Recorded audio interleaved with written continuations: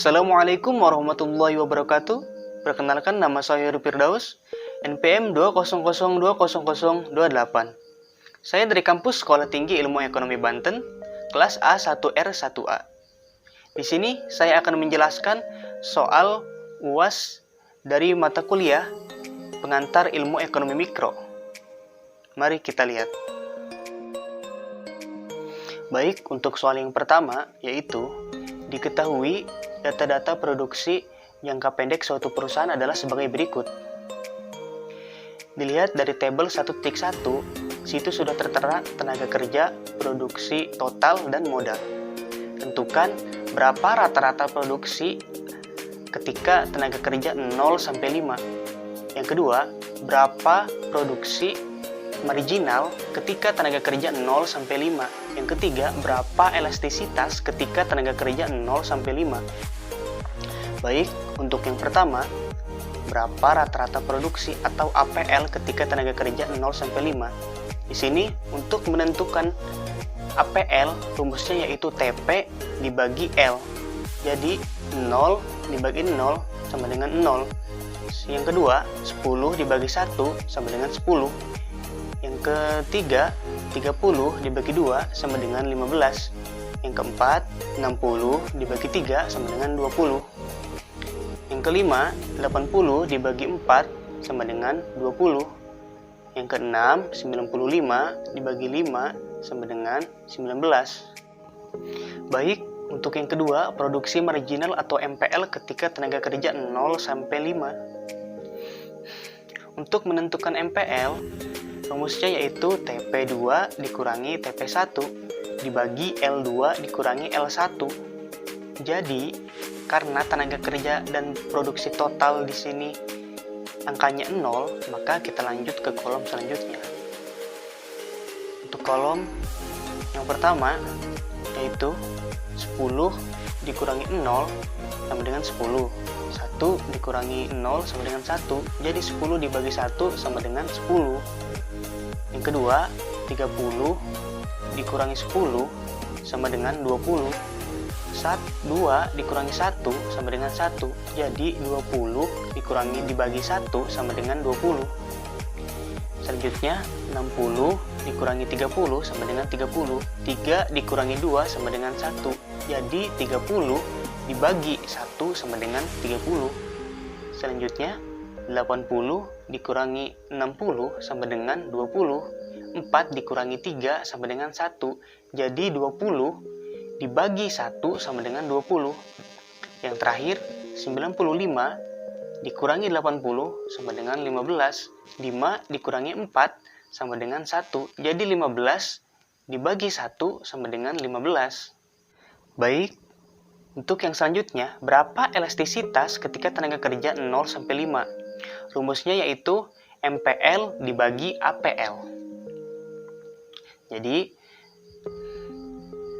MPL di sini 10 dibagi 10 sama dengan 1. 20 dibagi 15 sama dengan 1,3. 30 dibagi 20 sama dengan 1,5. 20 dibagi 20 sama dengan 1. 15 dibagi 19 sama dengan 0,79. Lanjut ke soal selanjutnya. Praktik pasar persaingan sempurna sangat jarang dijumpai di dunia nyata. Jelaskan secara rinci ciri-ciri yang membentuk pasar persaingan sempurna sehingga bentuk pasar ini sangat jarang kita jumpai. Jawab, karena pasar persaingan sempurna terjadi jika jumlah perusahaan dalam suatu industri banyak dan berskala kecil, sehingga tidak ada perusahaan yang dapat memengaruhi harga pasar.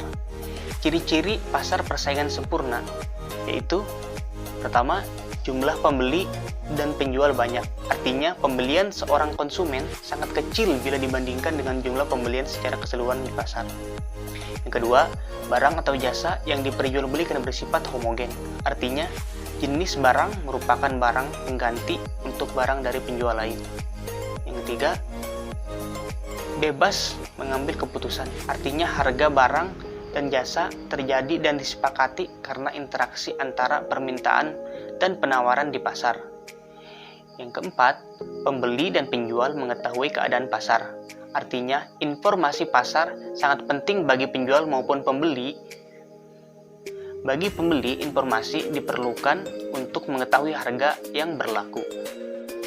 Pertanyaan selanjutnya, monopoli adalah penguasaan atas produksi dan atau pemasaran barang dan atau atas penggunaan jasa tertentu oleh satu pelaku usaha atau satu kelompok pelaku usaha.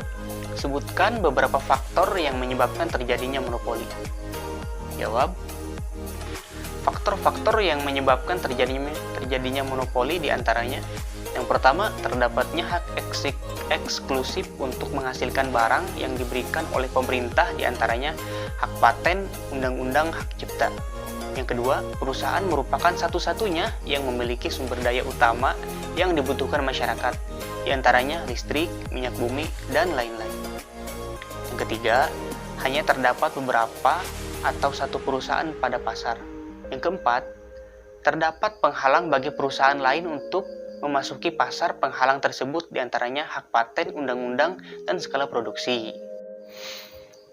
Untuk soal selanjutnya, pasar oligopoli adalah suatu struktur pasar yang mempunyai tipe pasar yang berada di antara pasar persaingan sempurna dan pasar monopoli.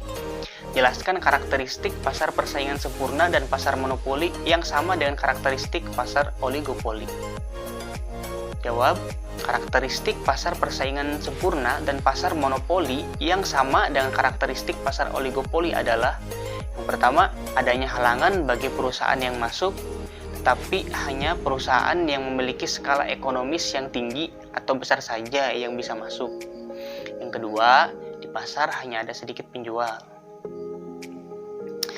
Baik, mungkin hanya itu saja yang bisa saya sampaikan. Kurang dan lebihnya mohon dimaafkan.